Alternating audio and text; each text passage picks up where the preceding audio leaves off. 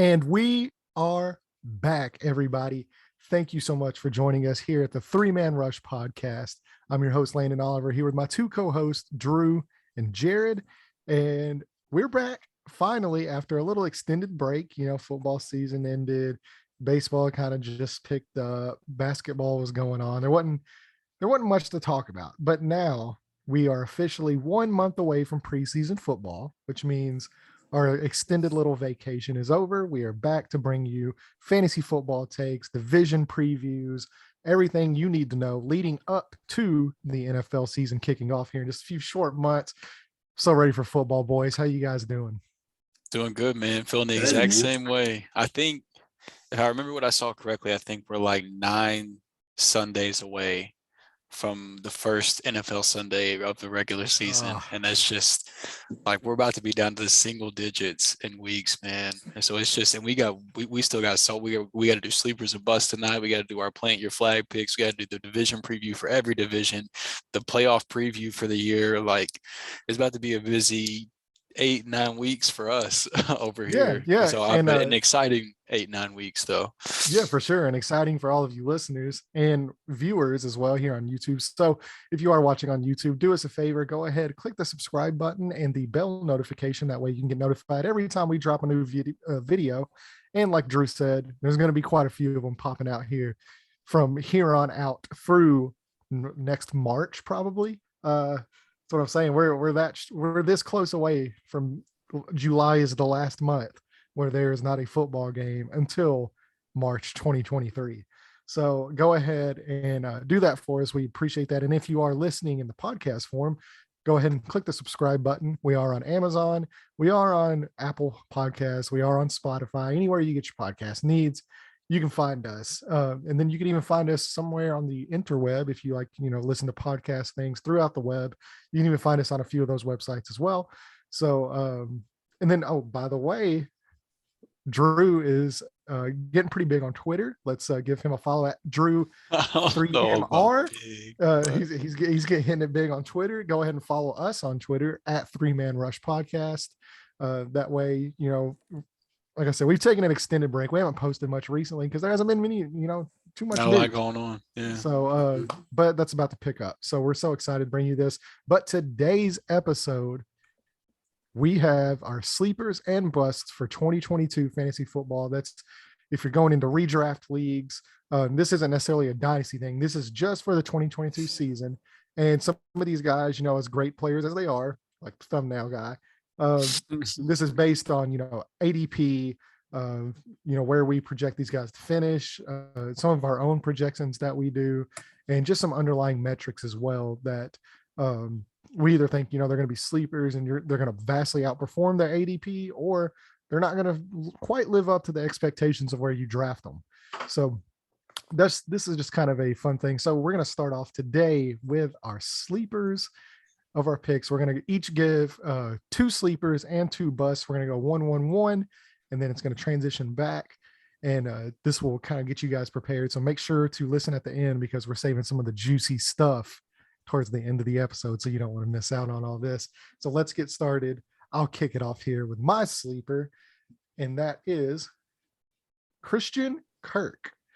Okay, so the guy who basically broke the wide receiver market. Everybody's angry. Right. But that being said, you don't make that big of an investment in somebody and not plan to use them. So what we're looking at here is a Jacksonville team who, if you've looked at the betting odds recently, they're actually getting quite some action in the Vegas market on either making the playoffs, or some of it's even winning the division, because I think they were like plus 2,200 to win the division. And so they're getting quite a few odds going on here. So when we're looking over it here, I didn't know what he had pulled. I had Chase Edmonds pulled up, who we will get to him here shortly as well. I didn't know where we're going to start this. So let's see here.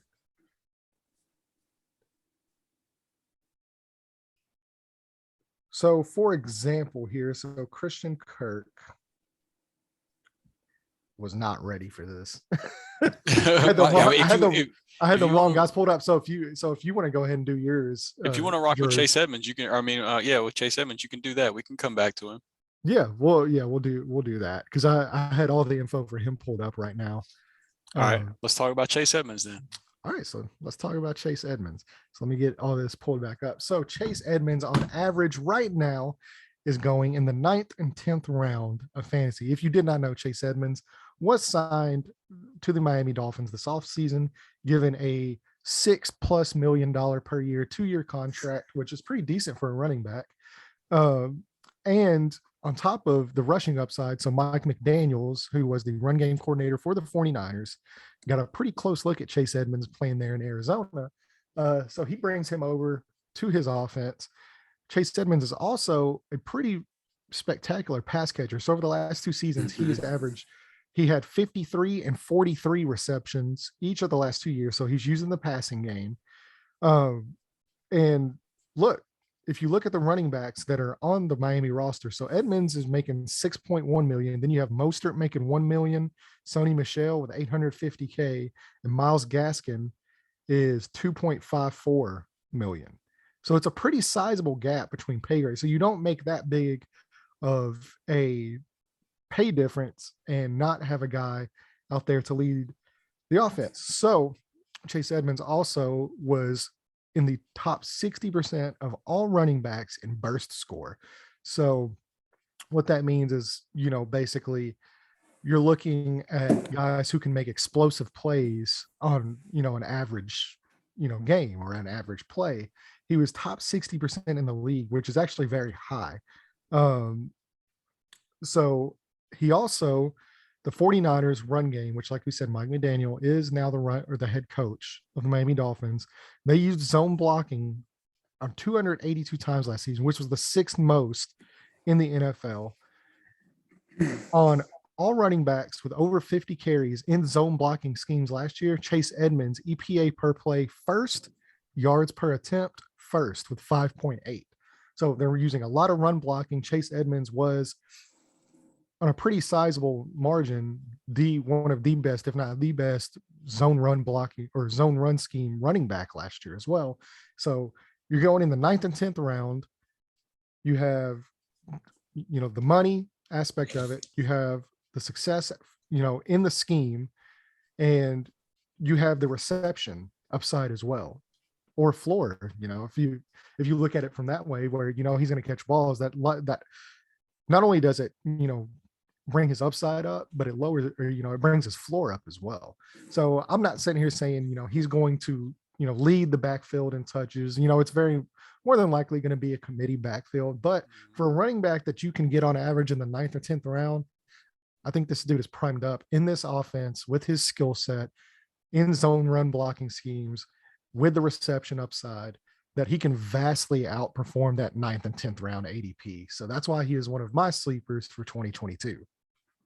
Yeah, I mean, even if he concedes most of the rushing work to guys like Mostert and Sony Michel, like the passing down work that he should get in half PPR and full PPR leagues, I think he's going, if you look at underdog ADP right now, I think he's like running back 37. So just what he'll bring from the receiving game, he'll probably outperform that ADP on that alone. So you mix in the upside of, what if he just is the full on, number one back. But I mean, whenever you get to the point where he's being drafted, in terms of guys that are, that are projected to be the number one running back on their team, he's like the last starter left, and you can grab him super late. You're basically choosing between him or whoever you think is going to be Houston's starter, between Dameon Pierce, Marlon Mack, Rex Burkhead.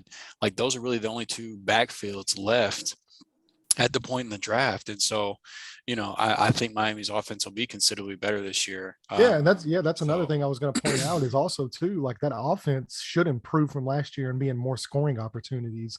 Based on the Tyreek Hill trade, the offensive line got a ton better on paper. We'll have to see it play out in real life. They still have tons of weapons there in the passing game. Tua could possibly make, that, second, third year leap for him. And we know how accurate he is getting out the ball. He's way more accurate than Patrick Mahomes, according to just go ask Tua. Yeah. So, So, that offense should be a lot better and be in a lot more scoring position this year as well. So his touchdowns could go up. He's probably going to have around 1,000 yards from scrimmage, and he should at least be good for a top 30 finish at running back. And like you said, if he's going running back 36 on average in draft, then, I mean, if you're drafting him that late, then you're probably really happy if you have a spot start or an injured starter goes down and you can plug him in. So that's a guy I'm kind of targeting late in drafts that has potentially really good upside there. Love it. I like that offense is like kind of structured around a player like Chase Edmonds. And I definitely feel like he'll win that job. You kind of touch on salaries and what they're paying these running backs. I feel like that being said, they're going to work him. And the way Tua plays with that style offense it's a good fit, man. I think he'll definitely outdo his ADP. Yeah, and just a couple other things before we move off of Chase Edmonds that I think are interesting when talking about him is if you remember, whenever the free agency bell went off and free agency is now open, one of the very first signings was Chase Edmonds to Miami. Like, they very clearly had this guy pinned. Mike McDaniels had this guy pinned as one of the guys he wanted on his team. It was his first free agency signing as the head coach of the Dolphins. So I think that's interesting that they basically handpicked him. And two, he's going right. He's actually in a group with a couple other running backs that I really like. He's around like Ramondre Stevenson and Melvin Gordon right now in drafts. And whenever you talk about Chase Edmonds, Ramondre Stevenson, and Melvin Gordon, one of those things is not like the other. Where in two of those scenarios, you're drafting the backup or the 1B, where in this scenario you're drafting, the presumed 1A or the starter. So the fact that you're able to get a presumed starting running back in the same area where you're grabbing other teams' backups, I think it's definitely worth a shot. So I like the pick quite a bit as well. So we'll jump into to my first sleeper pick, which is going to be wide receiver KJ Osborn from the Minnesota Vikings. So I want to first start my argument by just saying that he's a good wide receiver. So we're going to start there. He last year was number 23 in expected points added. He was number 24 in QB rating per target, and he was number 25 in fantasy points per target. His only issue was he was capped with the low passing volume and the lack of 3 wide receiver sets last year. So fast forward to this year, he's still attached to an above average quarterback, in my opinion, in Kirk Cousins, and an offense that I believe is going to go from that run first offense to a pass first offense under new head coach and McVay disciple Kevin O'Connell, who I am a big fan of. The Vikings were 26th in the NFL in the percentage of dropbacks with 3 wide receivers on the field last year. So, and he's not going to get on the field right now, at least, over Justin Jefferson and Adam Thielen in those scenarios. Now, don't ask me how I feel about Adam Thielen versus KJ Osborn, because I don't want to call for that decline, but I don't have to worry about that anymore thanks to Kevin O'Connell, because these 3 guys should be on the field plenty next year in this new offense. And then just bonus points for the fact that he had the highest passer rating in the NFL when targeted whenever he was in the slot last year. So should be on the field plenty more, to the point to where he should be a full-time player for this offense moving forward. So, and then on top of that, if you believe the whole third-year wide receiver breakout narrative, he's got that one going for him too. So I just think everything's kind of stacking up for him to have a lot better year than what his ADP suggests right now. If you look at Underdog, he's being drafted as the wide receiver 67 in the 12th round. And I think that's entirely too low. I'm reaching for him as early as the 10th round every single draft I'm in. And I think that he could finish up there in the wide receiver 30 area. And that's, his ADP's more than double that right now. So he's one of my favorite late round guys, and someone that I haven't been leaving mocks without very often. So that's pick number 1 for me. Curious to kind of hear your guys' take on KJ Osborn. I'm a fan. He flashed last year. And Kirk Cousins, I think people forget, like, the first 4 or 5 weeks of the season, like, he was like putting up great numbers. The Vikings defense still is not improved enough to where I feel like they're going to run the ball more often than not. I think the offense is it's definitely changed. It's no longer just a Dalvin Cook running show. Like they're going to play a lot of back and forth games like they did last year, in my opinion. So they're going to throw. And Osborn, to me, I like his upside a lot. I still think Thielen has gas in the tank, but I think we're getting close to the finish line on that. And I could see this guy being the number 2 for Minnesota. Yeah, I kind of feel that way as well, honestly. I still think Thielen will be the better end zone threat. It's just that the guy just, he catches touchdowns. I've already tried last year to play the game of predicting when Thielen was going to stop catching touchdowns, and that I got burnt last year too. But I do think overall, just from beginning to end, I think he could end up being the second best receiver on this team. He probably won't outscore Thielen in the touchdown department, but I like Osborn quite a bit just as a player overall too. So Landon, any thoughts? Kind of like you started off with. First and foremost, he's a good football player, and that's really what matters.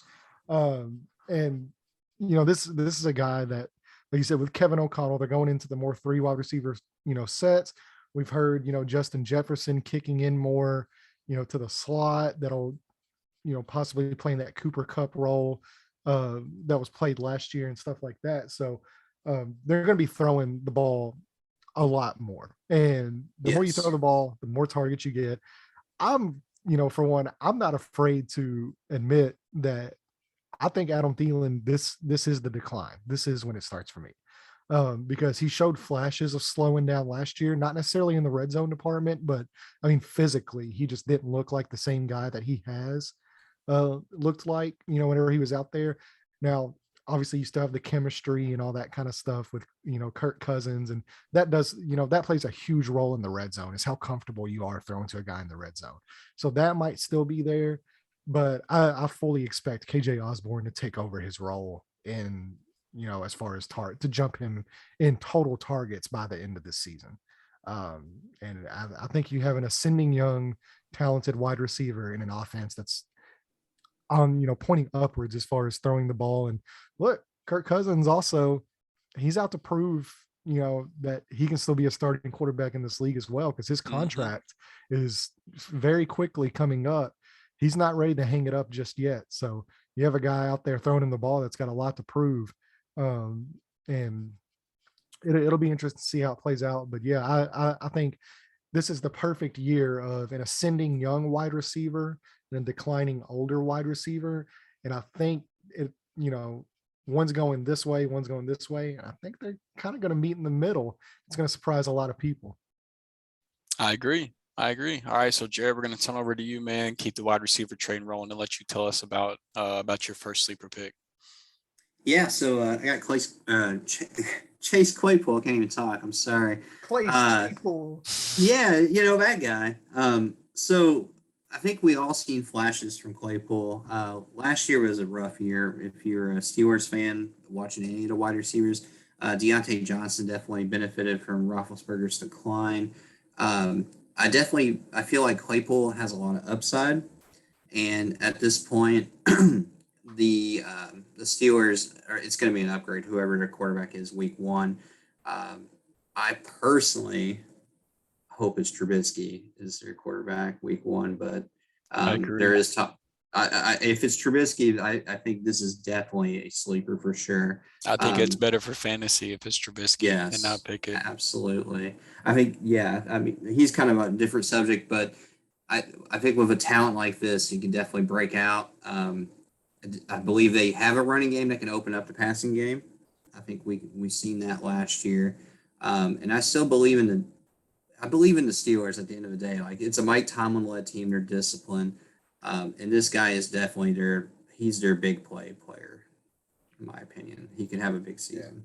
Yeah. Right now he's going, and underdog ADP is going as a wide receiver 50. And he's around guy. He's only like 7 picks ahead of Landon's other sleeper pick, Chase Edmonds, that he just talked about. He's going right there in that same range, and he's receiver wise, he's going around guys like Robert Woods coming off the injury, some teams wide receivers like wide receiver 3 type guys like Tyler Boyd, MVS, and then some rookies like Chris Olave and Garrett Wilson. So he's definitely in an area where you can afford to take a shot on him and take a shot on the upside. And it's not like you're you're spending a premium pick to do so.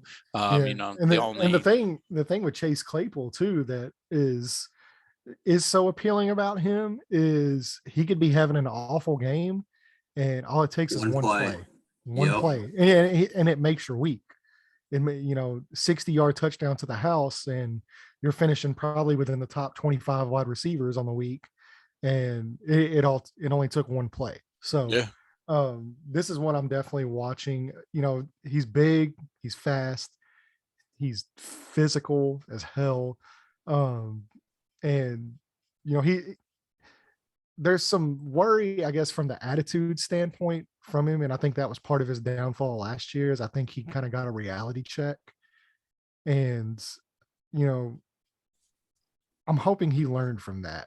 And it'll be interesting to see, because the kid was, I watched him a lot playing in Notre Dame, and, the kid's got all the talent in the world, and, he has a very, very high work ethic. So it was kind of odd to see him kind of step out last year and kind of, bring on some of his own problems, himself. So I'm curious to see if he learned a lesson from that. And the offense as a whole should be better. I still worry about the offensive line a lot.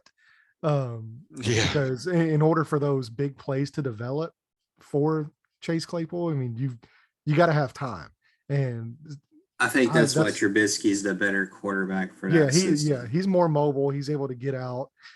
He doesn't have the biggest arm. Trubisky doesn't, but neither did Ben Roethlisberger. No. So I think either way they go at quarterback, it should still be an upgrade, fantasy wise, whether it's Kenny Pickett or Trubisky. And he doesn't have to have all the attention either, because Deontay Johnson is a baller. Like, that dude is good, like top 10 wide receiver level talent, good. So he's a PPR machine too. Yeah, well, I mean, like, offenses are going to focus in on that, and then like I said, it only takes one play for Claypool to basically make your week. So it's definitely a shot that I'd be willing to take later on in the draft. And this might honestly be, like, because of last year, this might honestly be the lowest you're going to get him for the next few years. Yeah, very well could be. All right. You ready to talk about Christian Kirk now? Back up now. Yes. All right. Okay. All right. Let's talk about Christian Kirk then. All right. So Christian Kirk part 2. Let's try to do this a little bit better now. So 2021 was a year for Christian Kirk. It was a career year. This guy on average right now is going wide receiver 43 in drafts. So that's in between the 9th and 10th round. On average, he's going right in the middle of the 9th round. This is a guy in 2021 who finally, a lot of that was DeAndre Hopkins was being out. This guy finally had career highs across the board in targets, receptions, receiving yards, and he commanded a 21% target share, averaged 13.8 fantasy, so basically 14 fantasy PPR points per game, which was a top 10 per game average throughout all of fantasy football wide receivers. So this guy was a top 10 wide receiver in average with DeAndre Hopkins out. He gets the massive contract to go down to Jacksonville. He's clearly going to be the wide receiver one there. They're playing him in the slot. He had the second most receiving yards out of all wide receivers from the slot last year. And Jacksonville was a team that got almost no production from the slot. So you're talking about Marvin Jones, Laviska Shenault, some of these guys that did play in the slot, they were bottom 10 in yards per route run last year from the slot. Christian Kirk was 13th out of all wide receivers in yards and routes, yards per route run from the slot position. So you're looking at a guy who, when he's had the target share, and I think he's playing with a very talented quarterback. I think Trevor Lawrence is very talented. They finally have an adult in the room with Doug Peterson as the head coach coming in there. They improved some of their offensive line. They have 2, running backs, whether James Robinson is going to be healthy or not, we'll see what happens. But ETN should, be a really good option as well out of the backfield for them. The defense got remade completely over from the draft and from some of the free agent signings they made. So this is a young ascending team who seems to be making all the right moves after the disaster that was Urban Meyer last year, and they should be a little more stable, which that's what you're looking for. You're looking for stability, and you don't give a wide receiver that kind of money for him not to lead your team in targets. And as last year showed, when he got the targets, when he had the target share, he had a top 10 per game average out of all fantasy football wide receivers. So for a guy that's going in the 9th and 10th round that has that kind of upside to where we could be looking at him as a wide receiver 2, middle tier to high end wide receiver 2 by the end of the year. And, you're getting him at wide receiver 43. So, yeah, that's a huge sleeper. And I know everybody makes fun of the contract and it's the Jaguars and all that. Trust me, as a Colts fan, I make fun of the Jaguars all the time. But that being said, this might not be, that contract might not be good from a real life fan or real life football perspective. It might have been a very vast overpay, but for fantasy football perspective, Christian Kirk is in for a career year. And he clearly has the talent. He just has to stay healthy. Yeah, and he's going after wide receivers like Hopkins, who is going to be suspended for 6 games. Like he's not playing for 6 games. He's going after him. Hunter Renfrow, who is Las Vegas's 3rd best option at best now, with Adams and Waller both there. Brandon Ayuk, who's probably San Francisco's 3rd best option behind Kittle and Debo, Allen Lazard, running backs. Yeah, Allen Lazard. Who knows how that's going to shake out in Green Bay? Like those are the guys he's going behind, and he's if you had to pick somebody to be Jacksonville's quote unquote number 1 target, like. What? It's really simple too. So, yes, he is a talented player and, you have the opportunity and all that, but it really just boils down to follow the money. Follow the money. Yeah. If they're paying a guy, like the same thing with Chase Edmonds, if they're bringing in a running back, one of the first signings in free agency, like Drew said, and he's getting paid almost double as all the other running backs on the roster combined. So the same thing with Christian Kirk. Christian Kirk's being paid like a top 10 wide receiver. You don't pay a guy that kind of money and not have a plan in place for him. Like the opportunities are going to be there to be a huge part of that offense. Unless, hear me out. Just because if an opportunity is just handed to me on a silver platter to dunk on the Patriots, I'm not going to just pass it up. You don't pay somebody money like that unless you're the New England Patriots, who pays Jonnu Smith top tight end money to turn him into a blocker. Other than that, you just don't do that. And I don't think the Jaguars are turning Christian Kirk into a blocker. The problem with that is they also paid Hunter Henry. Yeah, but I'm pretty sure they paid Jonnu more money though, and then made Hunter Henry the featured tight end. Like the Jaguars didn't run out and sign, another big wide receiver. Like this was it. This was it for them. There's one thing you forgot to mention too that's very important here. They play the Titans twice and they play the Texans twice in the same season. 4 games against those 2 of the worst nice secondaries. matchups. That's very true. Look, I don't like why you got to make me compliment the Titans on the show. Their secondary is not good, man. Their cornerbacks might not be. Their safeties are solid. Safeties are great. Yeah, but their corners could definitely use some love. And that defense, some tender loving care. But that defense is good, man. They have a really good defense. That's solid. It's really good up front. Yeah. The safeties are good, and then it's really good up front. See, this is where I think, to your credit, Jared, you saying that, so Christian Kirk, if he works exclusively out of the slot, which I think majority of his snaps will be, you're looking at getting that guy focused in, on linebackers, and their linebackers in coverage are awful. Near the bottom of the league, awful in coverage. So that could play a big role as well. But yeah, the Titans defense is good. I'm not going to say it. There's plenty of stuff to make fun of the Titans about, overpaying Ryan Tannehill, overpaying Derrick Henry. You can make fun of their corners though, for sure. Yeah. Oh, they're atrocious. They're draft. Trading AJ Brown for a wide receiver who can't even practice. Hey, no spoilers though. We're talking about AJ Brown in a little bit. Yeah. So, but yeah, so that's my Christian Kirk spill.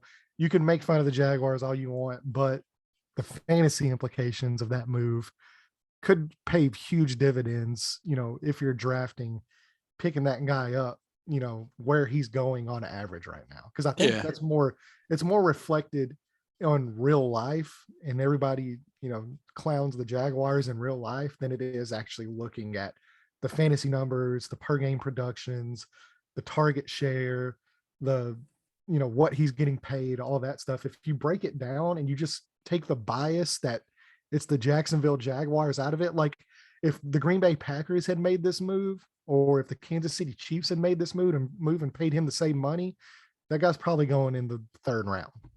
Yeah. I think that's the beauty of this pick is it's no risk whatsoever where you have to take him, and there's plenty of reward, plenty of high upside. So speaking of no risk, high reward, let's talk about one of my favorite players in the league to talk about, and that's none other than Kenneth Gainwell, running back for the Philadelphia Eagles. So now, me personally, it's just my personal opinion, I think he's already one of the best pass catching running backs in the NFL. I have some numbers courtesy of Noah Hills or Noah Mo Parties on Twitter that shows his route. Like he has one of the best route trees as a running back, some of the best success of his routes in the NFL. But in his rookie season, on top of all of that, in his rookie season, he saw 20 red zone touches on only 30% of snaps, and he ranked top 12 in yards per touch. Like he's a good player who in certain high leverage situations was given the ball last year as a rookie. And I think those numbers are just going to go up in his second year. And for the record, I do also like Miles Sanders at his current cost. Mm-hmm. I think he's going in the 8th and 9th round, which I think is solid value. Like I have no problem with, this is not me giving Kenneth Gainwell love is not an anti-Miles Sanders thing. I like Miles Sanders. This is basically me saying that I think you can take Kenneth Gainwell, who's going in the 12th round as running back 48. I think you can take him there, and he could have standalone value even as the 1B to Miles Sanders. And then obviously, the upside is there if something was to happen to Sanders. As a rookie, Gainwell already played 12% more snaps than Boston Scott. So I don't see that going down in year two. Like I think Gainwell will be very clearly the running back 2 in this offense. And I don't really have too many concerns about that. So, don't be too surprised if the season wears on and Kenneth Gainwell looks like the best running back in that backfield. Is all I'm saying personally. I don't think it's out of the realm of possibilities. Again, I'm drafting Miles Sanders quite a bit where he's going. It's not that I hate Miles Sanders, but I'm just a really big Kenneth Gainwell fan, and you can get him like 3 rounds later in the 12th round, stash him on your bench. He could possibly have his own standalone value as a PPR running back.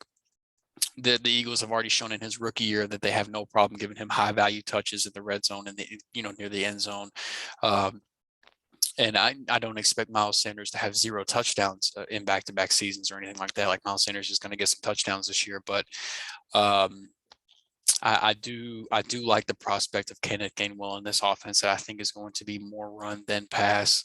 But I think when the ball is going to be pass to the running back, I think they're going to want Gainwell in there more often than not. I think he's, like I already said, I think he's clearly the best pass catcher on the team because I think he's one of the best pass catcher running backs in the NFL. So very high on Kenneth Gainwell. He's a guy that, I similar to KJ Osborn, he's going in the 12th right now. I'm very comfortable reaching up in the 11th and grabbing him there, making sure that I don't miss out on him. Don't, play the ADP gamble or anything like that. I think he is a great value where he's going right now.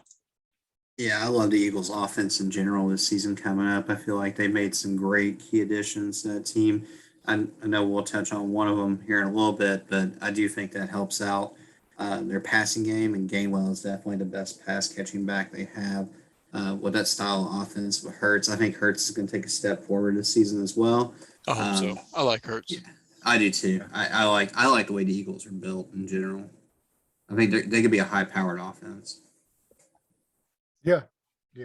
There's really not too much for me to piggyback off of that, but yeah, love the player coming out of Memphis. I was a huge fan of him, as was Drew. If you listen to any of our dynasty shows pre-draft, our love for him was well documented. Yeah. Drew actually won me some money one week on FanDuel, by the way. He dropped a Kenneth Gainwell, and I was like, Kenneth Gainwell, isn't it like the third string running back for the Eagles at the time. Dude I think he had a receiving touchdown. He had like 50 yards rushing too that week. He had a great week. Yeah, 20 save. It was the game against Kansas City. I remember because I was so happy, man, because I made a Kenneth Gainwell call and he did me so well. It was a game against Kansas City. He put up like 20-something points, like the second, third week of the year. Just absolutely went nuclear and was bottom of the barrel price point on FanDuel that week. Oh, nobody played him either. It was beautiful. Our smasher pass. Our smasher pass for that week, my surprise pick or my sleeper pick for that week was Kenneth Gainwell. So yeah, I remember what you're talking about. Yeah, I love that guy, man. He's such a good football player.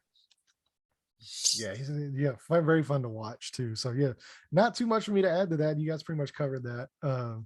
So Jared, last sleeper of the pod, then we can get into the bust. So go ahead. Rojo. So I don't have a whole lot to back up with Ronald Jones. He's not a pass catching back, which a lot of people love in fantasy. However, I will say I think he is better than Clyde Edwards-Helaire, and I think he'll be a better fit for this offense for Kansas City. I still have faith in the Chiefs. I still feel like they're going to be a high-powered offense. Ronald Jones, like he shows signs of like burst at times. Like he has big game ability. Kansas City, I feel like with that offensive line, they should be fine with Rojo, and I think he'll end up winning that job outright. I think he'll end up being their primary ball carrier for Kansas City in a high-powered offense. So what's his ADP right now? Right now he is the running back 41. He's down in like the 12th, 13th round as well. So really he's going around guys like rookie Damien Harris for Houston, Alexander Madison, the backup for Minnesota, Darrell Henderson backup for the Rams, Isaiah Spiller, presumed backup for Austin Eckler and the Chargers. He's going around those guys right now. But he's going around guys that are considered to be like the clear 1B. Whereas for you making this argument here for Ronald Jones, which I really like a lot, I think there's a realistic possibility that Ronald Jones ends up being the 1A here in this backfield. Like I think he's a better between the tackles runner than Clyde Edwards-Helaire.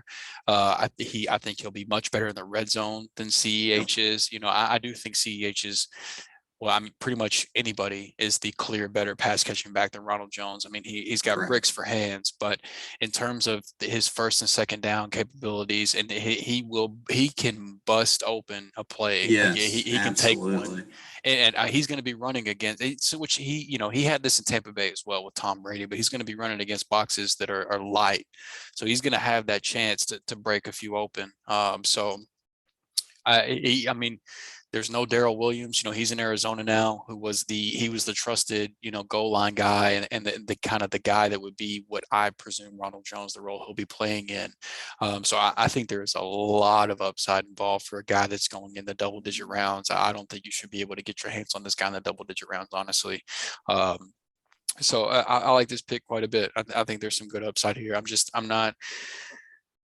I'm pretty much done with CEH at this point, honestly. I mean, I think he could be a good third down back. I really do, but it's just I don't think he has it to be the the workhorse, the goal line back, things like that. I don't see it. I tried to see it. He gets in there and they get close to the red zone, man. He has a hard time getting in the end zone. I don't know what it is about CEH. Like he struggles getting touchdowns. I think he's a good player. I think Ronald Jones can win that job outright. And if he does, and you're talking about a running back in the 12th round that possibly could be the starting, like the featured running back for the Kansas City Chiefs. Yeah. I mean, that's a steal.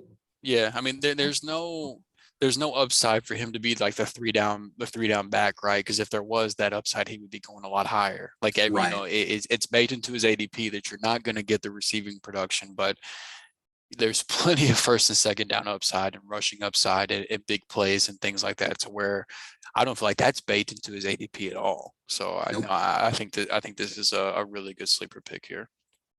Yeah, I mean, and on top of that too, like just Kansas City as a whole, like they're built very smartly. They're built almost kind of like from the inside out. Like now, like with, they lost Tyreek Hill and all that, but they invested a ton of resources over the last couple of years into that offensive line. Yeah. So you could kind of mitigate the loss of Tyreek Hill by running the ball, clock control. You might not be as explosive. All the things we've been screaming for KC to do for a couple of years so now. I mean, in all seriousness. you might not be as explosive as you were, with Tyreek Hill, but I think you're going to see a lot more clock control and just kind of, grinding games out, and they're still going to be able to put up, tons of points just because, the guy running the show there and Patrick Mahomes, and they still have Travis Kelce.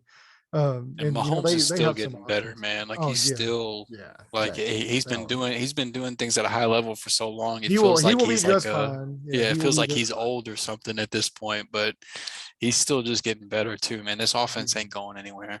Yeah. So I mean, you're looking at an offense as a whole that I think, while they might not be as explosive, I think they're going to have these longer sustained drives that still end in touchdowns. Yep. And a guy that is most likely going to benefit from that extra red zone work, that extra grinding the clock, all that kind of stuff, is Ronald Jones. We ready to get into these bus pigs? Oh yeah, this is the fun stuff here. All right, let's do it. There's no question. You better not be confused on where we're leading off for this one. Oh, no. Go ahead, Landon. Take it away. Tell us why you hate Jonathan Taylor. Oh, God. Tell us all about why you hate this man so much. Look, I love Jonathan Taylor. Like, if I could sacrifice my unborn child for Jonathan Taylor to stay a Colt and stay healthy for his entire career, I probably wouldn't do that, but I would consider it for a slight second. Look, this is not a Jonathan Taylor slander post. This is a Jonathan Taylor is not going to finish as a top 5 running back this year, which is still kind of a bold statement. And that's just in fantasy football. So right now, on average, he is being drafted at RB1. Rightfully so, because this dude put on a freaking show last year.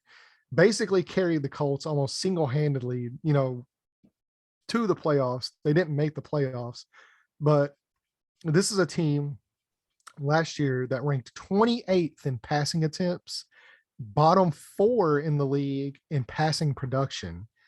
Now the touchdown to interception ratio of the passing game, as we went over on this pod before, was pretty decent. But that being said, Jonathan Taylor was relied on to carry this offense down the field almost exclusively.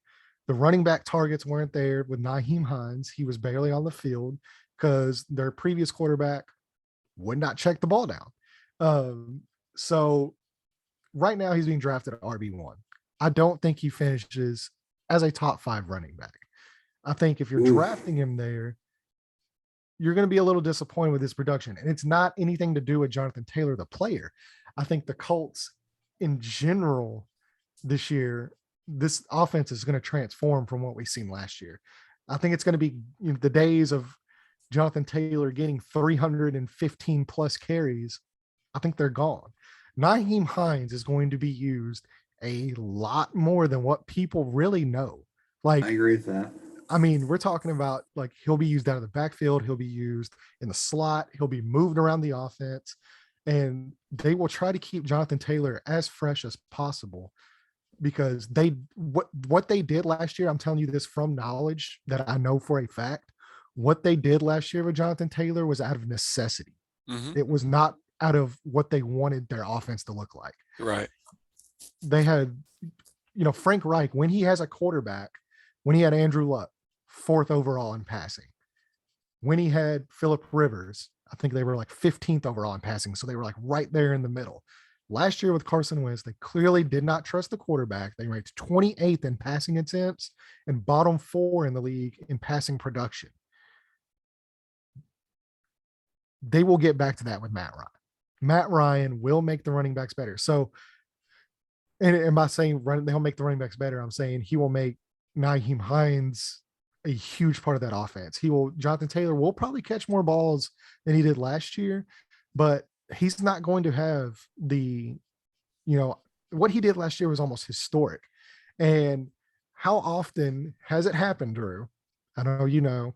How often does it happen that a running back repeats as RB1?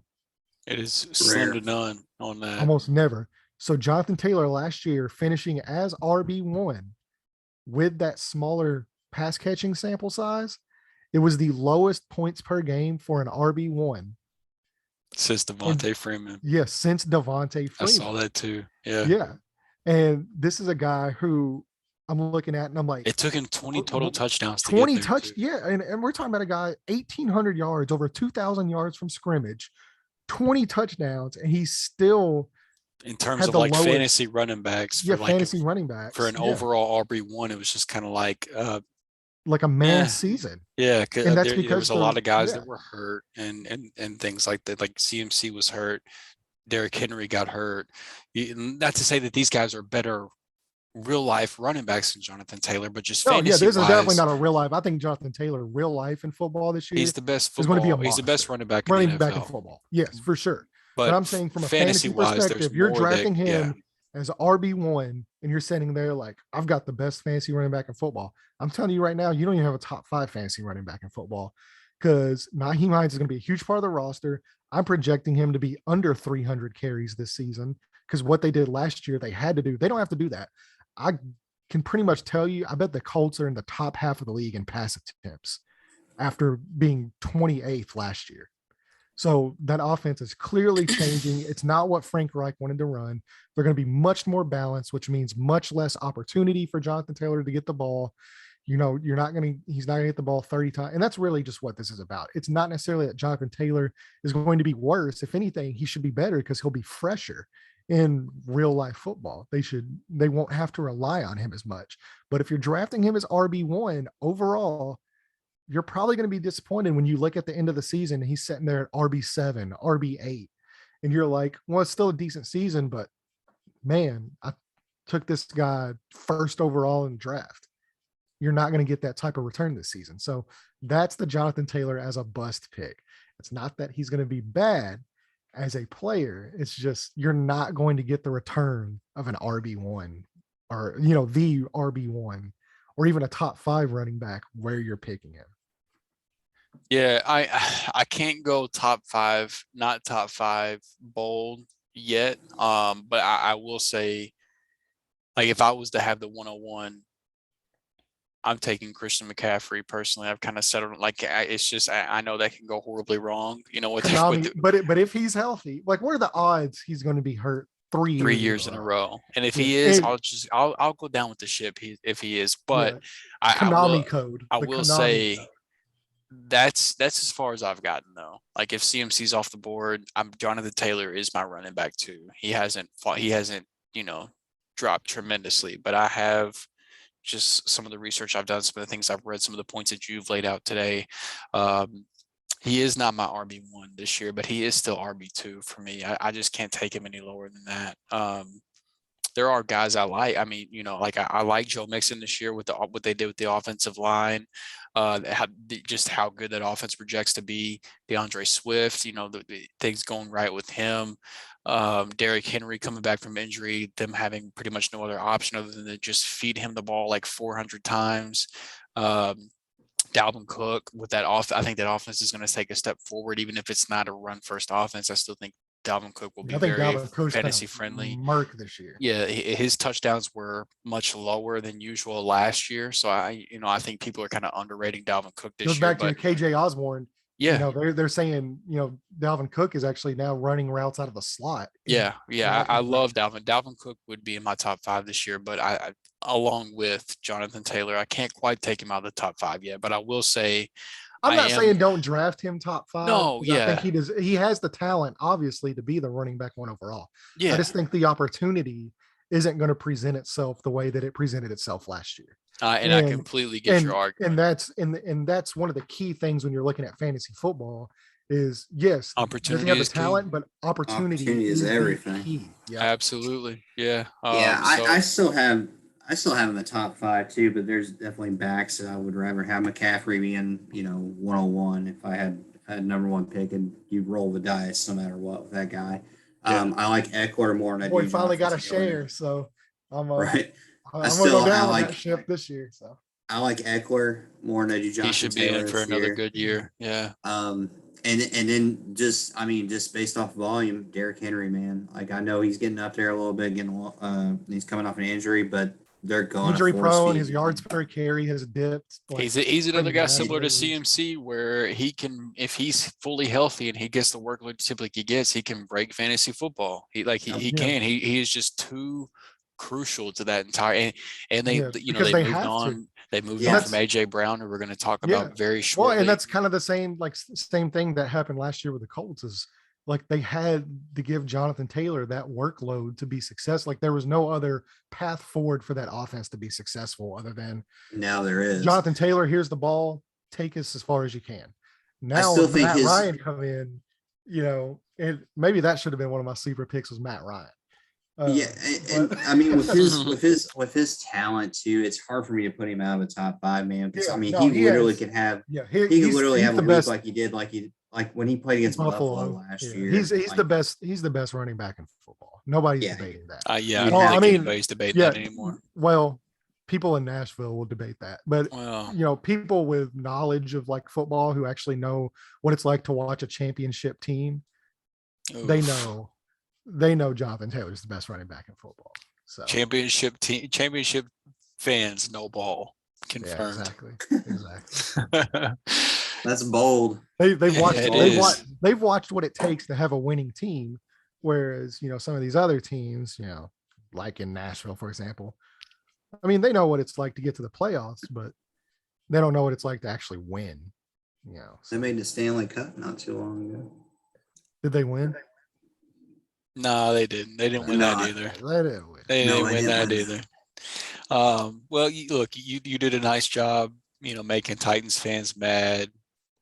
Talking about Jonathan Taylor. Yeah, I love you. Don't we put JT on the screen. You got to take your shot at Titans fans. Got to get them riled up. It wasn't a bad. I'm about to make them happy though, because for whatever reason, weird fans of teams on the internet are killing players for getting traded and stuff. And for some reason, most Titans fans hate this guy now. So I'm here to, which is weird because I heard for the last 2 years how he was a top 10 wide receiver. It's weird. It's weird how it's very weird how that switch that just happened so fast. Yeah, and so I mean, if you don't get it yet, my first bust pick that we're going to be talking about is AJ Brown, who, as a receiver, I love. I do not think is a bad player. So something that I want to make very clear, the thing that kind of sucks with these bust picks is we're not saying that this guy can't play football or he's not good or whatever the case may be. It's all about the ADP, like for Landon with Jonathan Taylor having to take him at 101.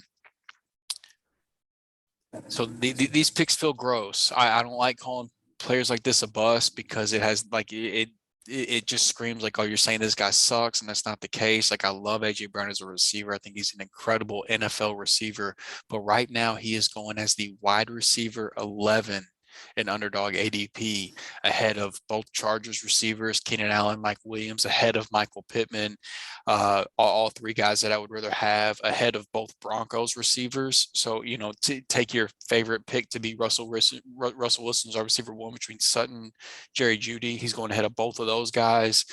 And I do have to ask real quick though, because I am curious. Okay. And this is for Titans fans too, because I am curious about this. Okay. I know AJ Brown for the last few years, he has been the best wide receiver in the AFC South. So who's the best wide receiver in the AFC South right now? Brandon Cooks. Mm-hmm. No. It absolutely is. No disrespect to Michael Pittman at all. I'm tired of a disrespect to Brandon Cooks, man. That guy. I love Brandon Cooks, but I'm telling you, every year, no matter what. Brandon Cooks is the best NFL wide receiver in the AFC South right now, without question. Michael Pittman has, Brandon Cooks has put up 1,000-yard seasons with 4 different teams, 5 different quarterbacks at this point. He made Davis Mills, he's got the Houston Texans firmly believing Davis Mills is the answer right now. Yeah. Because of Brandon Cooks. Pittman has people believing Carson Wentz is 27-7. No, nobody believes that, or else Carson Wentz would still be on the Colts. Washington has. Well, if All right, that's your if that's I'm if just that's mad. your I didn't te- mean if to turn that's this your into debate. testing if that's Michael your Pittman's the testing best wide pool, receiver in AFC South. if your Point. testing pool is, well, Washington believes it, then that's a very low bar considering Washington as a franchise is about as low as it gets. So like that's just a point for me I'm a as far huge as I'm fan of concerned. Washington personally. I love the move they made. Yeah, yeah. I You know, think they're great. any Colts fan or any male that got to work in the Washington organization, I'm sure are very big fans of the organization. But you know, you ask like female people that had to work there or any players that had to play there, and I think that they would probably disagree. But we need to stop disrespecting Brandon Cooks. Like let Michael I Pittman love Brandon have. Cooks. Let Michael Pittman have like, I don't know, 2 seasons with of being productive before we put him over Brandon Cooks, who's had like 7. Okay, let's. All right, AJ Brown. AJ Brown again. I have Michael Pittman, like fantasy wise, I have Michael Pittman ahead of Brandon Cooks and AJ Brown this year. Like I think that they're better options, but they're guys that you can get later than AJ Brown, who this is very clearly the best set of pass catchers that AJ Brown's ever played next to, like between Devontae Smith and Dallas Goedert. And then, I talked about Kenneth Gainwell coming out of the backfield already. Like, I think that's the best group of pass catchers he's had to play along with since he's been drafted.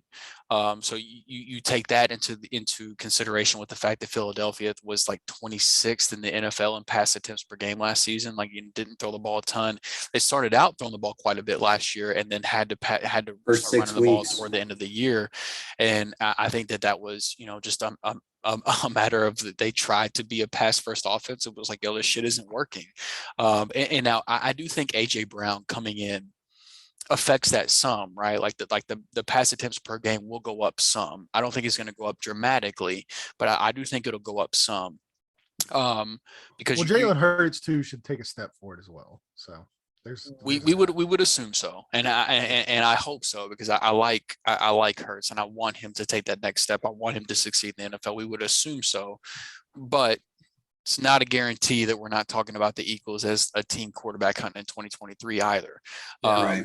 Those are both possibilities, but I'm rooting for Hurts. I hope that's the case, but it's just wide receiver 11 is just that's expensive for me, man. Yeah, I see a lot of run heavy offense. I see a lot of times people taking him at the back end of the first round. Yeah.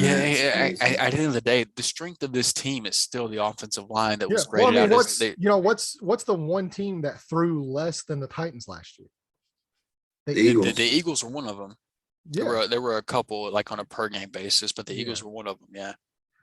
I think he makes that offense better, and I definitely feel like they're going to have more emphasis on the passing game this year than what they did last year, honestly, because of the talent alone. I mean, that's a loaded offense. Well, the good thing about AJ Brown is, and this is not necessarily to like say he's not going to be a buzz for you pick because his ADP is like way overpriced right now. But the good thing about him is he's another guy that he can take one of these short 6-yard throws and to the house. 50 yards, break 4 or 5, tackles on the way there. He's almost kind of like the Derrick Henry of wide receivers, if you think about it. Yeah, so kind of the way I view AJ Brown as a whole, he's an elite NFL talent, like elite. He's going to be extremely efficient with the targets he gets from Hurts, because that's just what he does. He's extremely efficient. His yards per catch are going to look great. And he's going to have some absolute boom games. Like he's going to take, there's going to be some games where he takes a couple of short passes to the house and he's going to, break DFS for that week. I can't get behind taking him as a borderline top 10 wide receiver. Also, you got to bake in too. Like there's a very strong, near certain possibility that he misses 3 to 4 games as well. Yeah, and on top of that, like to me, the strength of this team is still the offensive line. Like they were graded out as the number 1 run blocking offensive line in football last year. Everybody's back. Like it's the same unit. Like, so I do believe that this is still going to be a run first team. I think they will go a little bit more toward the pass because you don't trade for AJ Brown and then pay him all the money you pay him to not pass the ball more. I do think the passing volume will come up, just not enough to support the borderline top 10 wide receiver ADP that you're having to give up for A.J. Brown, which sucks to make these types of calls because I think A.J. Brown is awesome, and I think he's going to be great for real life NFL football for the Eagles. I can't get behind his ADP right now. So if that was to drop, I'd feel a lot different. If he was to drop to the wide receiver 15, 16 range, I'm all about it. I would love it. That's about where I would have him going personally. But where he's at right now, I can't get behind taking him there. Yeah, I would feel more comfortable with him as my wide receiver 2 than I would be as my wide receiver 1. Absolutely. I think the touchdowns would be there too. I worry about the receptions. I think he could easily get in the end zone because of his working body. And I think there's a lot of mouths to feed in Philadelphia too. I mean, there's a lot of mouths to feed. You got to run. It's going to be a good overall offense. I really think so. Like, I think it's going to be a very efficient offense. I think it's going to be a very fantasy friendly offense as a whole. I don't like it. Jalen Hurts is gonna benefit a lot. You know, he's a guy that I love. I think he's gonna benefit a lot from the different weapons at his disposal and the rushing upside that he has. But it's just like trying to decide between A.J. Brown, Devontae Smith, Dallas Goedert, like who's gonna be the guy for that week and things like that. And A.J. Brown's the most expensive of the 3, so it's like if I'm gonna take my bet, I'll wait 5-6 rounds later and draft Devontae Smith instead, you know. Yeah. And then look at the guys he's going, like look at the guys he's going around too in the draft. Yeah. You're looking at Travis Kelce, like you're looking at some of these other cats, which I believe we'll talk about here shortly as well. But, so I mean, some like as I mentioned, a couple of receivers, like he's going right before both of the Chargers receivers, Keenan Allen and Mike Williams. I'd rather have both of them. He's going before Michael Pittman, who I'd rather have. He's going after Hollywood Brown, who the first 6 weeks of the year prior to Hopkins coming back, I would rather have Hollywood. Now, you know, once Hopkins is back, I'd probably rather have AJ, but the first 6 weeks of the year, I think I'd rather have Hollywood. And then again, same situation as I was talking about earlier, take your pick, whatever Denver receiver you like for as Russell Wilson's number 1 guy between Sutton and Judy. I think whoever ends up being the number 1 for the Denver offense, I think they'll be a better fantasy option than AJ Brown as well. And you can get either one of those guys after AJ too. So AJ Brown will be a fun guy to own and a frustrating guy to own because he's going to have weeks that are going to be boom weeks. And like, if you're actually watching the Eagles games, he's a fun receiver to watch. He's extremely talented. So he'll be fun in that aspect to own, but then also you're going to have those disappearing acts too, where, I mean, most wide receivers aren't consistent in general anyway. That's just the fluidity that comes with the position, but you're also not drafting most of those inconsistent guys at you know, the borderline top 10 either. So I'm out on AJ, at least for now, at his current cost. I second that. All right, Jared. So let's bring you into your first pick here with Josh Jacobs. Yeah. So kind of similar situation. You just have AJ Brown. There's a lot of mouths to feed in Oakland all of a sudden, or Las Vegas. You want to say Oakland. Devontae Adams is going to eat into. For one, Josh Jacobs is not. He relied so heavily last year on touchdowns. We talked about Jonathan Taylor having 20 touchdowns. Most of Josh Jacobs' production in fantasy last year was touchdown related. It wasn't a whole lot of 100-yard games for Jacobs. I like the talent, but man, Devontae Adams is going to get a lot of red zone activity. And I think Derek Carr in that offense is going to take a step forward in passing with the AFC West becoming what it is. And those games are going to be shootouts. It's going to be a lot less running with the Raiders and a lot more air yards, which I am off on Josh Jacobs this season. I'm going to be really interested to see how this plays out because Josh Jacobs is actually a guy that I've been doing some mock drafts for the Scott Fish Bowl, which is a super flex league. So, you know, he's going a little bit later than he would in most of the typical 1 quarterback redraft leagues that we like, but just the running backs he's going around right now. I've actually been drafting him quite a bit. So, I mean, some of the running backs going before him, J.K. Dobbins coming off the injury, David Montgomery, who I do like more personally than Josh Jacobs. And then some of the running backs going right after him, Elijah Mitchell, Antonio Gibson, A.J. Dillon, who I like him all more. So I don't, he's going right now as the running back 22. So it just with the improvement the offense has made, bringing Davante Adams in, I think that there will be more scoring opportunities, possibly more touchdown opportunities for Josh Jacobs. Now, something to keep in mind with Jacobs is he's been very game flow dependent. Like he scores a lot better in Raiders wins than he does in losses, which I've always thought was kind of weird. But I mean, the proof is there at this point. There's the sample size is big enough to show that is a legit thing. So that is something to keep in mind. But I think the area he's going, you kind of have to just take your shot on, who do you think, like, do you believe in J.K. Dobbins coming back off the injury, the ACL injury? Baltimore is obviously going to run the ball more than Las Vegas will, so you have to decide on that aspect. The two-headed monster in Green Bay with Aaron Jones and A.J. Dillon, can they sustain 2 top 24 running backs? If so, you might have to make the choice on A.J. Dillon or Josh Jacobs. Elijah Mitchell, was his rookie year a fluke? Tyrone Davis-Price coming in third-round running back, is he going to cut into that, or do you take Elijah Mitchell instead? Because there's no question the run scheme there in San Francisco, if Elijah Mitchell is the guy, that could be a very valuable pick as well, where you could take him instead of Josh Jacobs. So there's some choices to be made there where, me personally, I've been landing on Jacobs. So I'm kind of really interested to see how this pick plays out, because I think you can make an argument for either side right now. Yeah. Right now, there's 3 things that worry me when it comes to Josh Jacobs. The first thing, of course, is injury history, because he's a guy that gets banged up pretty often. And none of them are major injuries, but it seems like nagging shit. The nagging stuff just seems to take its toll on his body throughout the season. The other thing is Josh McDaniels as the head coach.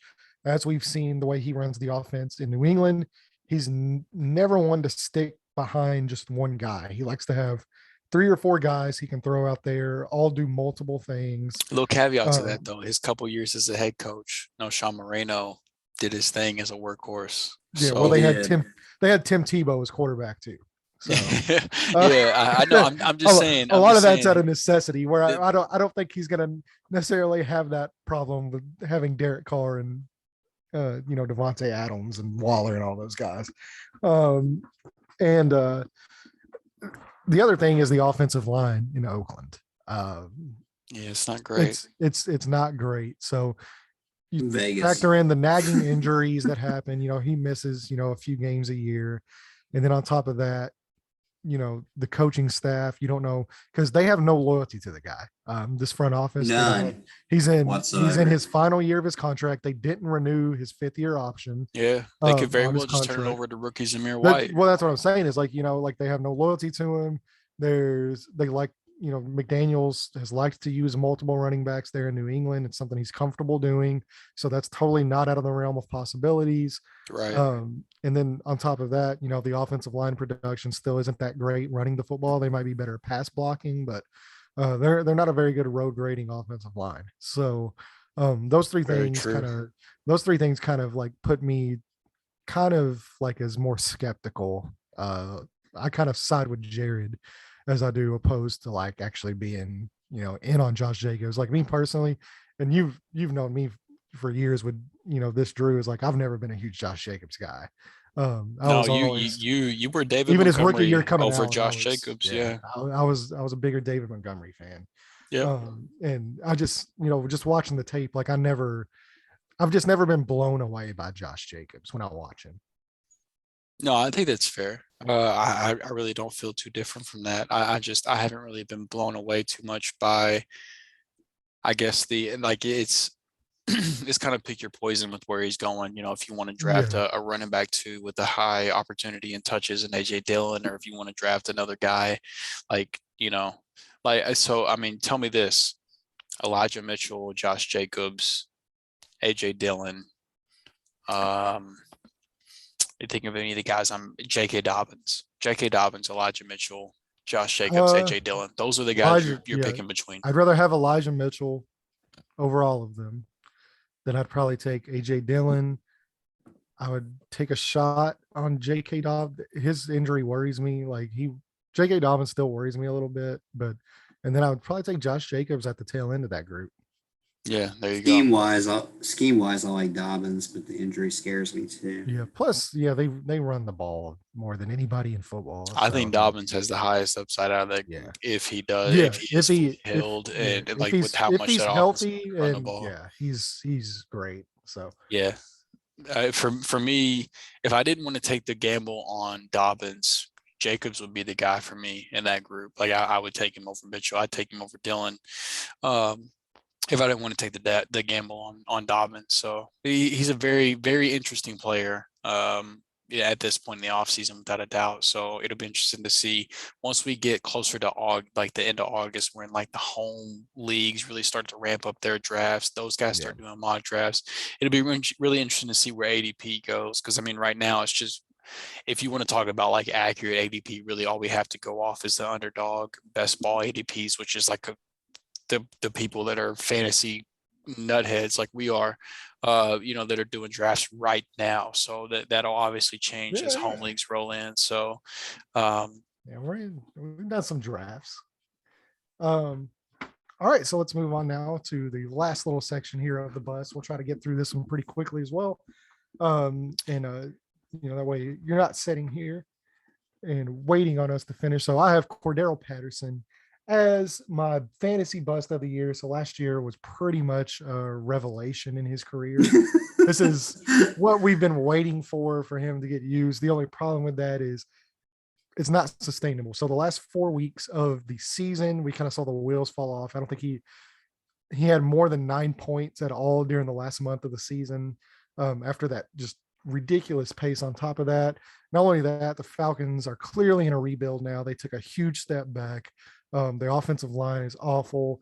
Marcus Mariota should be the starting quarterback. And the last time we saw Marcus Mariota as the quarterback, was with the Titans whenever he was starting last. His running backs only totaled 4 targets per game and had a 17% target share.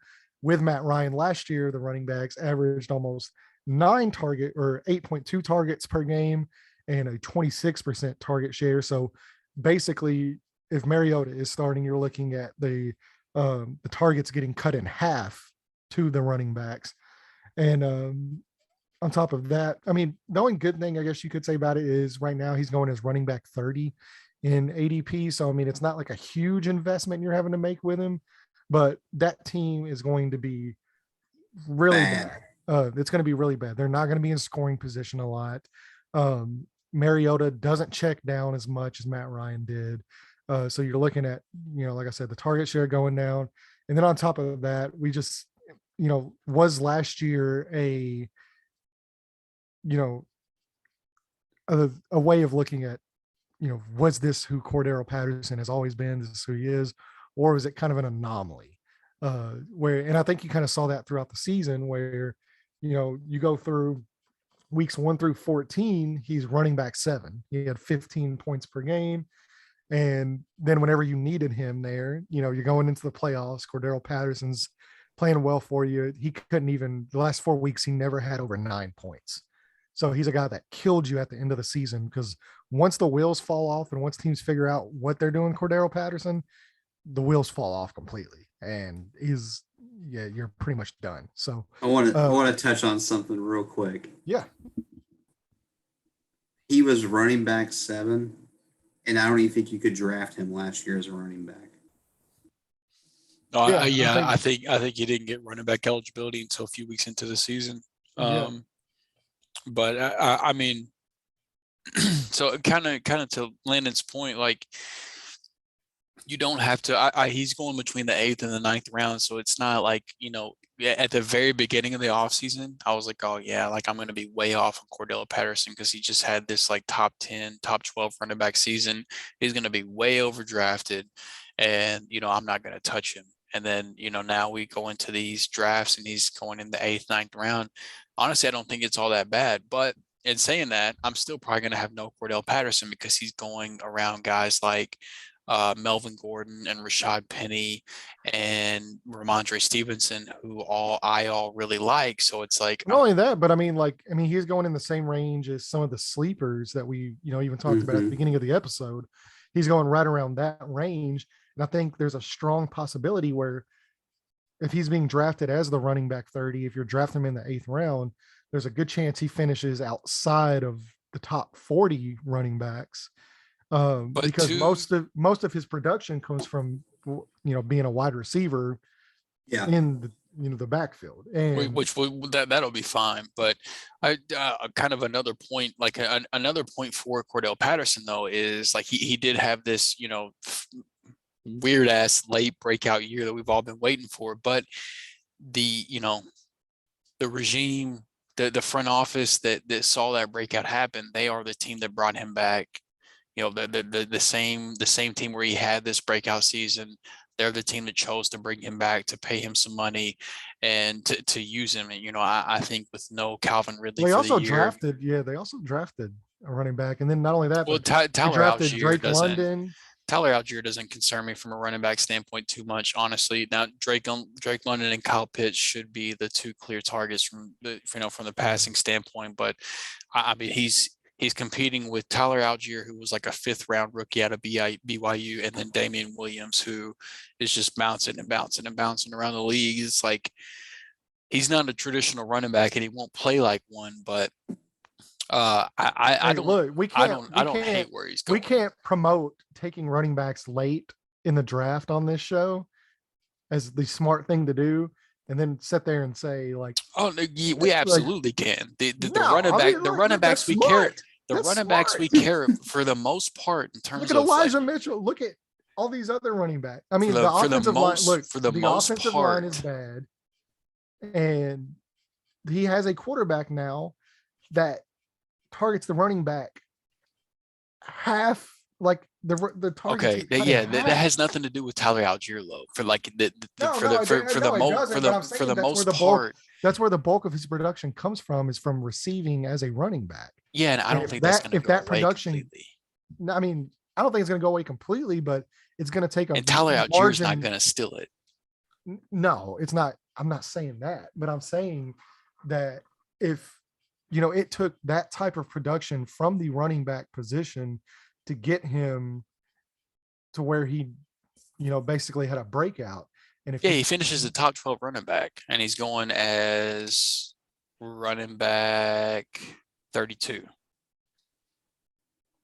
So it's just like my only point is Tyler Algier is like a 5th round running back. It's like we promote don't draft running backs in the 1st round, but like there's a really, for fantasy wise, there's a clear cut in, like if you're not a 2nd or a 3rd round pick, the chances of you hitting as a fantasy running back go down considerably once you get into the 4th, 5th, 6th, 7th round, where Tyler Algier was drafted. Yeah, we've had one consistently hit in those rounds. One. Yes, we've had one. Out of 32 teams, there's one guy. You know why he was the 12th best running back in fantasy last year, don't you? Because I drafted Mike Davis in every fantasy league I was in. I was all about Mike Davis last year. Yeah, I was too. Yeah. You were not. You were most definitely not alone. So I hope he busts, and I hope he busts hard because he destroyed me. So yeah, that's just where I stand on Cordarrelle Patterson. I think the production that got him to where he got last year will be severely hampered. The touchdowns will be severely hampered because that offense, I don't think they're going to score. They're not going to be in scoring position a lot. And the only saving grace that I can think of right now is the fact that their defense is bad enough that they're going to be down a lot. So they're going to have to throw the ball to get into the game. They're not going to be able to run the ball. And he's clearly the best pass catching running back, considering he's an actual wide receiver on the roster. So, he might have to get targets by default, but outside of that, I don't think the opportunity is going to be there that it was there last year. I mean, Matt Ryan is a type of quarterback that he can raise the level of everybody around him. And I mean, because that team had no business winning 7 games last year. No business winning 7 They may be the worst team in Marcus, football yeah, that's next what I'm year, saying. It's like, and or that's the this main year. difference between having a guy like Matt Ryan and then having Marcus Mariota, is you're looking at a team that won 7 games, who was basically willed to that position, who made everybody around him a better player. And now you're getting Marcus Mariota, who, while I do like Mariota, that team is so bad around him that the Falcons, I think, are going to crater this season. And I think that's by design. I mean, they're clearly going into a rebuild. It's not necessarily Yeah. I mean, it's not like they didn't know what they were getting into, but I think the opportunity that he had last year is going to take a massive hit. And with that, I think his production is going to take a massive hit. Makes sense. All right. So I'm gonna throw some shade on one guy just to be able to actually show love to another guy that I like a little bit more. So my last bust pick of this year is Damien Harris, running back of the New England Patriots. Oh, snap. You're talking shit So about a Patriots player? No way. yeah, I know, right? It's really off script for me. But so I mean, so first and foremost, let's just start with the part of Harris's game where most of his fantasy points came from in the first place. So 42% of Damien Harris's fantasy points last year came from touchdowns. Over the past 10 years, there have been 4 other running backs with a minimum of 200 attempts where they hit a mark of 40% of their points or better coming from touchdowns. And unsurprisingly enough, none of them repeated that level of touchdown production the following year. So touchdown regression is coming. So if you combine that with the lack of passing down usage, he's had 23 total receptions over the last 3 seasons combined, one of which where I believe he had 0 receptions. And then the fact that I'm not really convinced that he's the best running back on this team. I truly think Ramondre Stevenson might just be a bit like 1-for-1. You stack up Ramondre versus Damien Harris. I think Ramondre might be the better overall running back. I have no questions that he's the better pass catching running back. And I think he's just as good between the tackles. So, right now, if you want to draft these guys, you have to take Damien Harris as the running back 29 in the 7th round, or you can take Ramondre Stevenson, who is better, as the running back 38 in the 9th round. Those are my feelings on the 2 players. That is not the podcast feeling on the 2 players as the disclaimer. But in my opinion, if I can get a guy in the backfield I believe is better than the presumed starter a couple rounds later, and with Damien Harris, I don't see the touchdowns being there in the way that they were last year. I think regression's coming, and I think his backup is just a better football player. And I think in time, the 3-down skill set of Ramondre Stevenson is going to shine, and Damien Harris does not have that ability. He just does not have the pass catching ability. He's been in the league long enough for us to see if that was truly the case or not, and it appears that it is. So Damien Harris is a guy that, New England's going to run the ball plenty, and he's still going to have some scoring opportunities. I just don't see him hitting the touchdown marks that he hit last year. And so I'm going to bet against the fact that, he scores the same amount of touchdowns he did last year. And I would rather just grab, as I mentioned earlier, Stevenson's one of my favorite guys in that 9th, 10th, 11th round to try to grab later on, as opposed to grabbing Damien Harris earlier. So I am out on Damien Harris currently as the ADP sits. I kind of agree. I've always had the philosophy in fantasy, I don't touch New England backfield or their running game to begin with. Yeah, that's fair. But to Landon's point earlier, McDaniel's no longer the offensive coordinator. So it could be different. And I do feel like Stevenson is the more talented of the 2 backs, especially with the pass catching in most fantasy leagues anymore, PPR, whether it's half point or full point. You get a guy 2-3 rounds later. I think Stevenson is a better call on that one as well. Yeah, I love Ramondre Stevenson, man. I've been a big fan of him. I made a move last year after the draft to actually run out and get him in some dynasty leagues, which I did end up moving him as part of a package, to get a bigger name player. But that being said, I've always been a big fan of Ramondre Stevenson. And, Yeah, I mean, it's. I think this is his time. Basically, I think there's going to be a lot more of a timeshare than what people are expecting it to be. I think Ramondre Stevenson is going to be the beneficiary of that, as opposed to Damien Williams, or not Damien Williams. Harris. Yes, Damien Harris, yeah.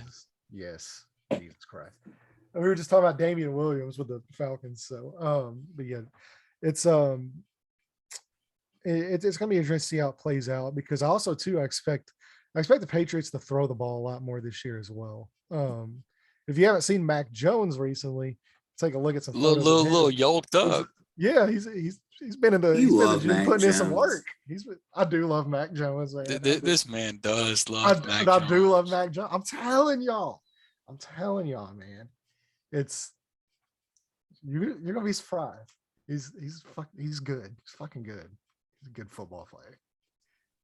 He's in control of everything. I love that as like a quarterback. I love that.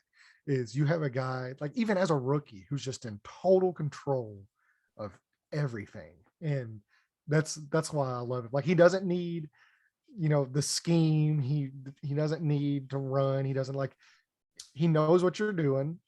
I mean, it's very similar. I mean, not necessarily to the level of Brady, obviously, but I mean, it's kind of similar to like these throwback quarterbacks, Rivers, Brady, Matt Ryan.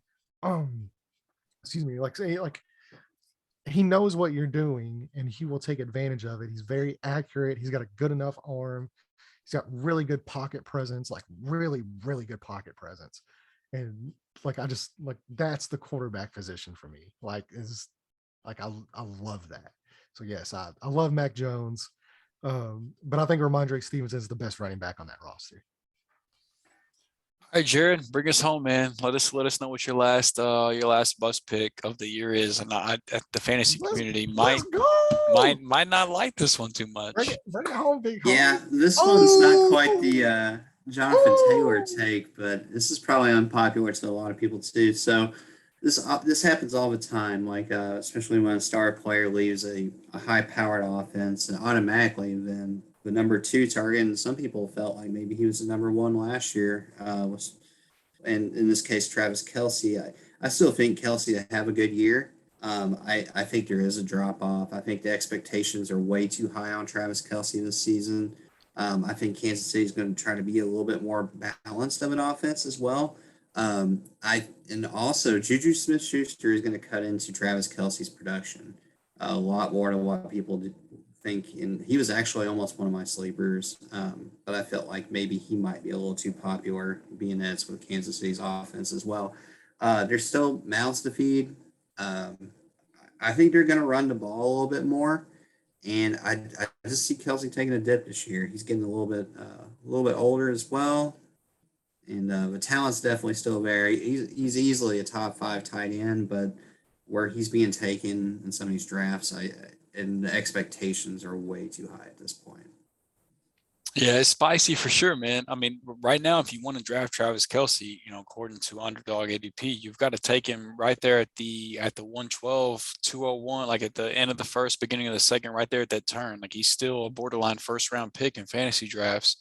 And I've never been a fan of taking a tight end in the first round anyway, even if he is somebody as dominant as Kelce, presumes to be. He's not a tight end to me, though. He's not. He's more of a wide receiver. Even if he's not the tight end, he wasn't the tight end 1 overall last year, and and he's being drafted as such again this year. Which, I mean, more often than not, he has been the overall tight end 1, but last year that belonged to Mark Andrews, and he's still being drafted. A handful of picks ahead of Mark Andrews as well, which I haven't really decided who I would prefer if I was to take a tight end there, which be mostly because I know I'm not going to do it. Like, I'm not going to have Kelce or Andrews on pretty much any of my teams this year. But I mean, I get it. It's a pick your poison between, like, do you believe the fact that, like, Kelce is getting older, it's going to finally catch up to him? Or are you on the side of the table of no more Tyreek Hill? Travis Kelce is Mr. Necessary. He's going to get 180 fucking targets. Like, like, which side of the table do you lay on? But I Jared, I think you made a good point that one of their key free agent acquisitions was Juju Smith-Schuster, who he's not a tight end, but he kind of plays a similar role. Like assuming he plays the same role he has in the past, it kind of is similar to what Kelce does for this offense.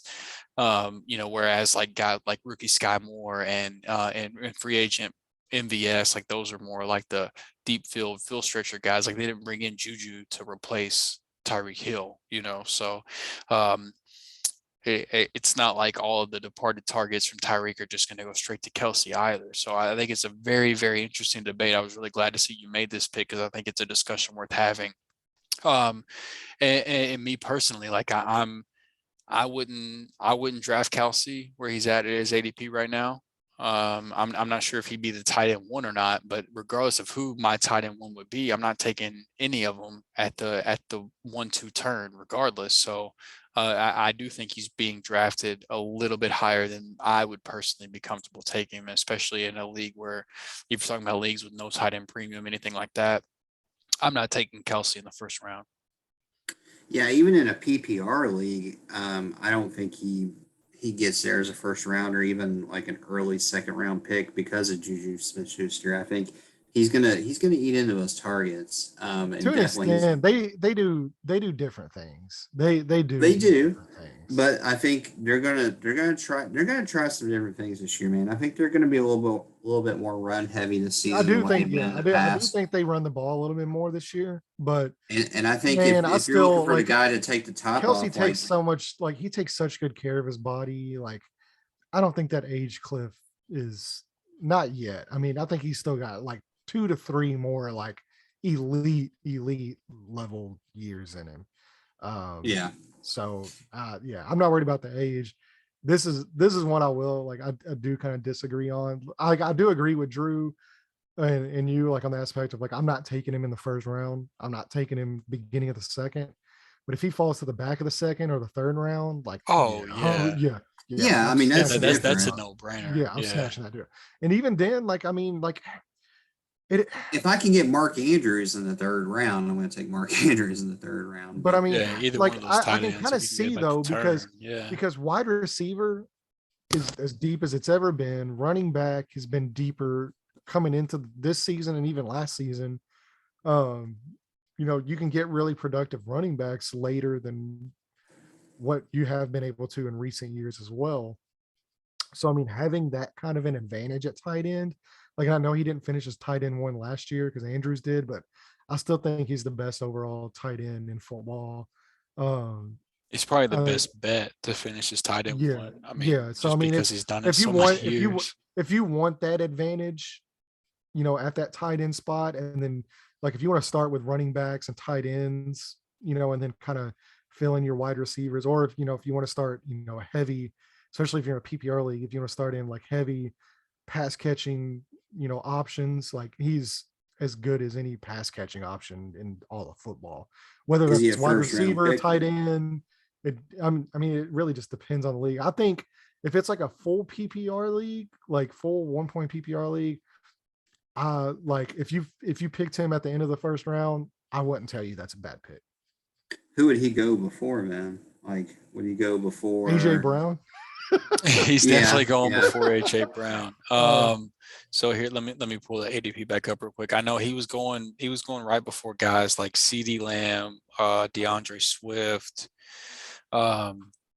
So and I'd probably rather have Kelce over. Whenever we're talking about Kelce, Najee Harris, Dalvin Cook, Devontae Adams, those are the 3 guys that are going right before him. And then right after him is Joe Mixon, CeeDee Lamb, DeAndre Swift, Mike Evans, Aaron Jones. I would rather have all of those guys. Yeah, I'd rather have Mixon, Lamb, Swift, Mike Evans, Aaron Jones. I wouldn't. I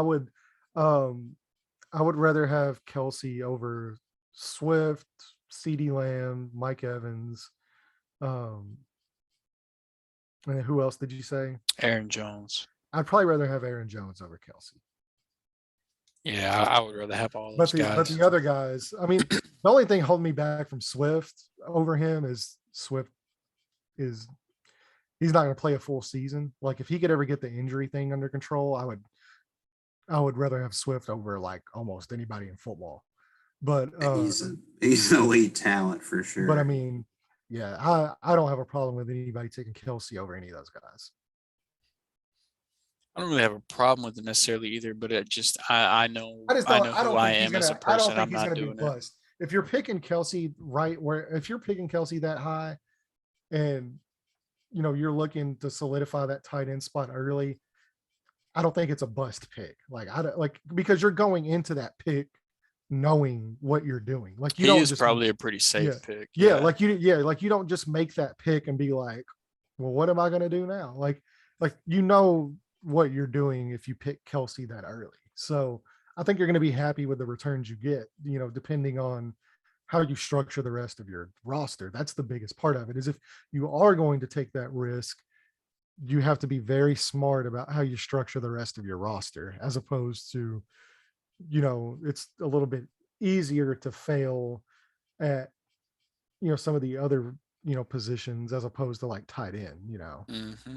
Oh, it's extremely easy to fail at tight end. Like there's very few what you can consider reliable tight ends in the NFL. No, but I'm Because saying of, if you have Kelce on your roster, like that oh, spot is set. Like you're not going to fail at tight you're in end. good shape.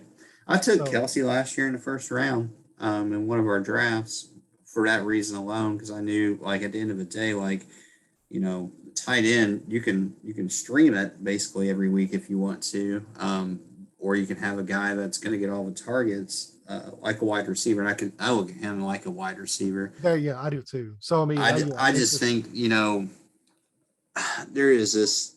I I don't I, think the I cliff is think I don't think the cliff is coming. I don't think Juju's going to affect him at all.